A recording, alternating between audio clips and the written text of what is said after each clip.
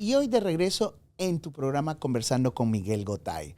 Buenos días, buenas tardes, buenas noches. No sé en el momento que nos esté viendo, pero bueno, estamos aquí de regreso y hoy muy contento porque obviamente tengo al lado mío a una persona que literalmente es una de las personas más importantes en la transacción de la compra de una propiedad. Y hago la introducción, Loretta Colón. ¿Cómo estás, Loretta? Muy bien, Miguel. Gracias por tenerme aquí. Me gusta mucho trabajar contigo y tu equipo y aquí estamos a las órdenes. Ok, perfecto. Bueno, para los que no saben, Loretta, pues obviamente descendencia guatemalteca, entiende muy bien la idiosincrasia y la cultura de nosotros porque eso es muy importante. Y al mismo tiempo también es descendiente anglosajona. Tu papá es americano, ¿no? Mi mamá americana y mi papá era Okay. guatemalteco. Y eso es muy importante, por eso es la mejor combinación, porque es el hecho de entender la necesidad del individuo y saber cómo las reglas funcionan en este país. Y bueno, y hoy en día, ¿qué es lo que hace Loretta? Loretta, básicamente lo que en inglés se llama es un title agent, que es la agente de cierre encargada para concretar la transacción de compra y venta de una propiedad. Y hoy en día la razón que la invité es para que conversemos, que hablemos, porque en muchas ocasiones aquí hay como un cierto tabú, estigma, ciertas dudas, ciertas confusiones, porque en Estados Unidos cuando el individuo compra la casa, ¿ok? Y sobre todo si es soltero, si está casado, si está divorciado, porque les preguntan, y eso en muchas ocasiones va a determinar de la manera cómo se registra la escritura. Correcto. Y hay tres maneras cómo se puede poner el título y es muy importante cuando ustedes van al cierre, que ustedes tienen el derecho a elegir cómo va a tener la escritura. Y hay tres, en inglés decimos tenants by entirety. Ok, vamos a hablar de esa primero. Vamos a decir de que, vamos a ponerlos en ejemplo, vamos a hacer este ejercicio. Vamos a decir de que son una pareja de esposos. Correcto. Entonces, y sobre todo ahí viene más la confusión a veces. Es la pareja de esposos y le dicen, ¿cómo quiere usted? Y vamos a usar el Span English aquí. Escriturizar la casa. O mejor dicho, en inglés sería como quiere recording el deed, sería, ¿cierto? Registrar la escritura. ¿Qué pasa si es una pareja casados? ¿Cómo se registra ahí? El abogado le va a decir que lo más común y lo más bueno para una pareja que están casadas es tenants by the entirety, que eso significa que la identidad es como una persona. Okay. Ellos tienen derecho como conyugal tener ese título así. Y lo que pasa es que si una persona fallezca, la otra persona se queda con la otra mitad. Pero eso es muy importante que uno revise la escritura cuando esté en el cierre y más que todo también revisar los nombres que lo pusieron correctamente, porque es el vendedor que firma la escritura y ahí ya está todo escrito cuando ya está en el cierre. Y ahora, me gustó ese punto. Obviamente, Dios quiera no pase, ¿no? Pero obviamente es lo más seguro que tenemos cada uno de nosotros. En el momento que ya no estemos presentes, ¿ok? Si uno de los dos llegase a fallecer, eso significa que esto le da la protección al que sobrevive para que obtenga el 100% Correcto. de la propiedad. Correcto. Y esa manera solo es para casados. Okay. El tenants by the entirety solo para una pareja casada. Lo cual significa de que el individuo no tiene que pasar por ningún proceso legal o civil para obtener el 100% de la casa. Correcto. Ok, interesante. Y eso es muy importante dejarle saber porque tú sabes que en muchas ocasiones, sobre todo en las parejas, sobre todo en nuestra cultura, porque eso es cierto, a nosotros no nos gusta hablar de eso, pero sin embargo, señoras y señores, miren, lo más seguro tenemos es que cada uno de nosotros en un par de años ya no vamos a estar por aquí. Y cuando trabajamos fuerte es para proteger a nuestros seres queridos. Y en muchas ocasiones el hablar de un seguro de vida, de hablar de un testamento, de hablar de cómo se van a registrar las escrituras muchas veces dentro de nuestra comunidad es algo que les da miedo. Y a veces es que estamos llamando que venga la señora muerte. No, es simplemente protegerse para el futuro, ¿ok? Y eso es muy importante. Tenants and entitled. Eso significa de que el individuo fallece, no necesariamente tiene que haber dejado un testamento. Correcto. Wow, es una muy buena protección para ambos lados, tanto para el esposo como la esposa, porque al final del día, pues, cuando se dan esas situaciones legales no es lo más placentero, ¿ok? Que quién es el dueño, quién no es el dueño, quién es el otro, pero eso básicamente es para esposos. Correcto. Legalmente casados. Legalmente casados. Si no están legalmente casados, también puedes tener una tenencia conjunta que nosotros decimos joint tenancy with right of survivorship. Ahora, déjame hacerte una pregunta. Tú sabes que hay en ciertos lugares donde se aplica lo que se llama domestic partner. No en Virginia y tampoco en Maryland. Pero sí se puede aplicar en D.C. Sí, yo creo que en Pennsylvania y otros países ellos lo reconocen, pero aquí, especialmente Virginia, no se reconoce. Tiene que estar legalmente casado. O sea que, señora y señor, usted tuvo que ver si se ha ido a la corte a obtener un certificado de matrimonio, así que no. Bueno, el segundo ejemplo sería, vamos a decir de que, ese me gustó, son una pareja, pero no están casados. Correcto. Puede ser dos hermanos o una mamá y una hija. Y pueden tener tenencia conjunta o como decimos en inglés, joint tenancy with right of survivorship. Déjame, it's joint tenancy with the right to survivorship. Eso significaría que son dueños mutuamente con el derecho de la sobrevivencia. Correcto. ¿Cómo funciona eso? Entonces eso funciona igual como cuando si estuvieran casados, si alguien fallece. Entonces, la persona que queda, la hermana, la tía o la mamá, se queda con el título completo. Entonces, pero eso tiene que estar en la escritura que dice tenencia conjunta para que eso pase. Si no está escrito, entonces es el tercer ejemplo que vamos a hablar, pero hay que tener que revisar la escritura, que eso es lo que ellos desean. Y tú sabes por qué. Vamos a entender una cosa. Comúnmente dentro de nuestras comunidades, y no quiero decir que solo nosotros los latinoamericanos, por ejemplo, yo que tengo la oportunidad de trabajar con muchas comunidades asiáticas, Middle Eastern y todo eso, a veces es la gran confusión. Todos tenemos las ganas de comprar una casa, querer tener un techo, pero a veces se nos olvida que también tenemos que indagar un poquito para entender realmente cuáles van a ser las protecciones legales, cómo se registren las escrituras, porque siempre puede tender a llevar a ciertas circunstancias de un choque o de una fricción al final por plata, y eso es muy importante. Entonces, y también que es muy común que mi prima, el primo, entre primos se ayudaron, que entre hermanos se ayudaron, entre tíos, entre esos. Ahora, ¿cuándo se determina, cómo se registra eso, ese de joint tenancy, vamos a decir? Porque, por ejemplo, vamos a decir que mi persona lo compra con mi prima y quedamos de esa manera, pero vamos a decir que yo soy el que ha estado pagando la casa y si yo llegase a fallecer, ¿todo le pasa a mi prima? Y si uno escoge tenancy conjunta, exactamente.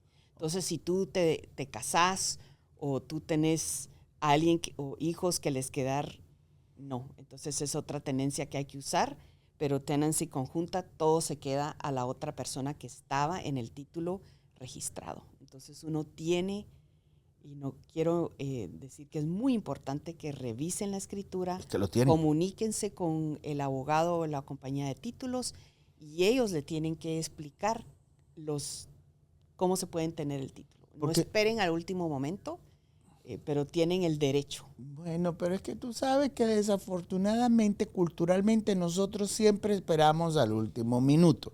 Tú invitas a uno de nuestra comunidad. ¿Qué haces tú cuando lo vas a invitar? Si la fiesta va a ser a las 5 de la tarde, tú vas a poner a las 3, porque sabes que van a llegar 2 horas tarde, Y de igual manera, sobre todo en esta parte legal, en muchas ocasiones lo dejan hasta el último minuto. Y por eso es importante, yo siempre que tengo la oportunidad de conversar, y sobre todo cuando vienen y van a ser una pareja y no están casados, o son amigos, o son familiares, siempre les recomiendo que es importante indagar acerca de esto.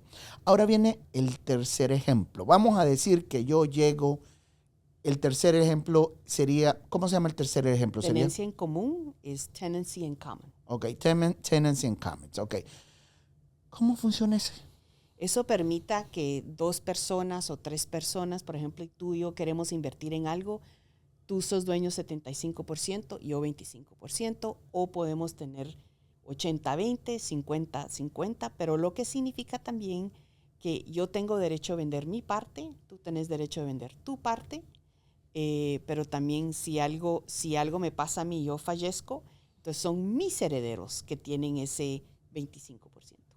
Vamos a entender esta parte. Obviamente sabemos muy bien que una casa es una necesidad, pero al mismo tiempo en muchas ocasiones es una muy buena inversión también, porque en este país, yo siempre lo he dicho, tenemos dos grandes necesidades: techo y comida. Y en muchas ocasiones a veces nos encontramos entre dos amigos, dos cuates, dos cheros, dos panas, y decimos, vamos a invertir y vamos a comprar la casa. Pero de repente a lo mejor no ambos ponen la misma cantidad de dinero, mismo esfuerzo, y obviamente está el 40 y el 60.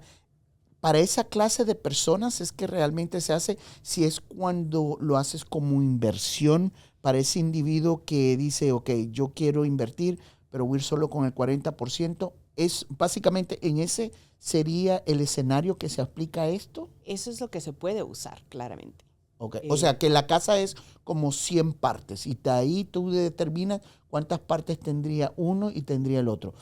Ahora, una pregunta que alguien una vez me dijo, ¿hasta cuántas personas puede haber en una escritura? Uno puede poner ¿La familia?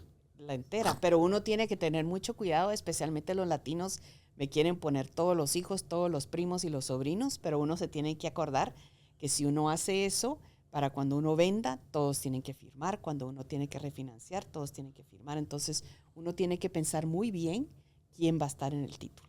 Porque eso es muy importante. Entonces, para recapitular, ¿ok? Si es una pareja de casados, legalmente y para evitar cualquier dilema en el futuro, sería un... Tenants by the entirety. Eso es para los matrimonios. Correcto. Los que no están casados y están con la pensada de que van a comprar con un familiar y quieren dejar eso, sería el joint Tenants with right of survivorship. Y el que ha determinado hacer una inversión es el que sería el tenants in common. Y eso, ahora, regresando a tenants in common, tengo el 60 y 40, José y Pedro. Pedro desafortunadamente fallece y tenía el 40%. José no lo va a obtener, sino que van a ser los herederos de Pedro. Sí, y ojalá que Pedro tuvo un will, un testamento. Vamos a llegar ahí. Porque si no, hay leyes que entran de a quién se le va, pero uno tiene que estar informado de esa información. Ahora, otro de los puntos muy importantes, tú sabes que en muchas ocasiones cuando se da este tipo de transacciones, y yo entiendo porque como padre yo lo entiendo, pero tenemos que saber cómo funcionan las leyes, ¿ok? Y una de las preguntas siempre que me hacen a mí los clientes es que yo tengo dos niños, uno de 17 y otro de 16 años. Ya sabes por dónde voy, ¿verdad? Uno tiene 16 y el otro 17. ¿Será que yo puedo agregar a mis hijos a las escrituras? Bueno, claro que sí, pero yo digo que no lo recomiendo. Okay. Primero que todo, en varios estados, especialmente aquí en Virginia, un joven que no sea mayor de 18 años no puede vender la escritura vender la casa. Pero si tú quieres venderla, tenés que ir a la corte a pedir permiso, que eso es lo mejor para tu hijo. Okay. No vale tu opinión como padre o como madre, sino que la corte tiene que decidir que eso es lo mejor para tus hijos. Entonces, yo siempre que digo no. Ok, sí, y mira, es preferible dejarles saber a las personas y decirles cómo son realmente las reglas y las regulaciones. Yo a veces le digo, miren, no es que a mí no me gusta decirle no, pero le digo en contexto la razón por la que le tengo que decir no y le doy la razón y le explico legalmente cuál es. Porque tú sabes que en muchas ocasiones ellos dicen, no, porque es que yo quiero proteger a mis hijos, uno tiene 12, otro tiene 13 y yo lo quiero agregar al deed, ¿ok? Y a veces... Mire, o sea, a pesar de que usted lo haga, tú lo dijiste muy correctamente, ellos no van a tener, ellos son los dueños legalmente, pero no legalmente pueden tomar la decisión para vender una propiedad porque no son mayores de 18 años y en Estados Unidos eres considerado un adulto a los 18 años, ¿ok? Y esa es una de las razones. Ahora, ¿qué sucede si yo dejo un will? Entonces, ese testamento se tiene que registrar en el condado y nosotros vamos... y miramos qué dice en tu testamento, que se lo dejas a la esposa, lo dejas a los niños y así con el mismo testamento es como se traspasa el título de la casa. Ok, perfecto. Ahora te hago otra pregunta. Ok, por ejemplo, en las situaciones de esa índole, ok, vamos a decir, en una situación en la cual una persona desafortunadamente tuvo la pérdida, ok, de un familiar, y vamos a decir que fue un tenants in entirety, ok, fuera un matrimonio, esta persona o el sobreviviente, ¿qué realmente necesita presentarles a ustedes para que ustedes le permitan vender la casa? Gracias a Dios, lo único que necesitamos es un artículo de defunción Ok. o la presentar defunción que el esposo o la esposa ya no está con nosotros. Entonces, y por supuesto yo reviso la escritura que tiene que decir que el tenants by the entirety o el matrimonio conyugal, y entonces yo sé que eso sí traspasa. Okay. Ahora, una pregunta que es muy importante en muchas ocasiones, porque muchas personas te lo hacen, ¿ok? Sobre todo en nuestra comunidad. Si el individuo que yo quiero agregar al título, digamos, el cónyuge o la cónyuge, en ese preciso momento no posee un número de seguro social, sino que tiene un número de identificación que es un TIN number, ¿eso le perjudica o no le permitiría a esta persona agregarla a las escrituras? Sí la podemos agregar. Okay. Siempre se puede agregar, todos tenemos derecho a comprar aquí en los Estados Unidos. Lo que es difícil es vender. Okay. Pero no hay ninguna limitación. No hay ninguna limitación. Okay. Porque eso es muy importante, que las personas sepan que no hay limitación. O sea, si tú decidas agregarlo, lo puedes agregar sin ningún problema.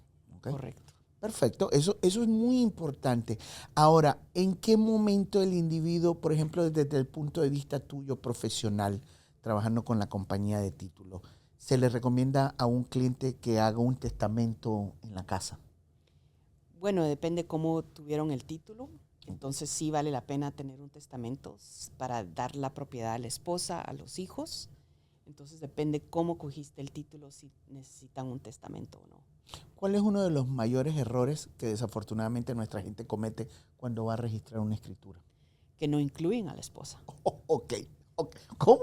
No incluye a la esposa. Ok, está bien. Wow.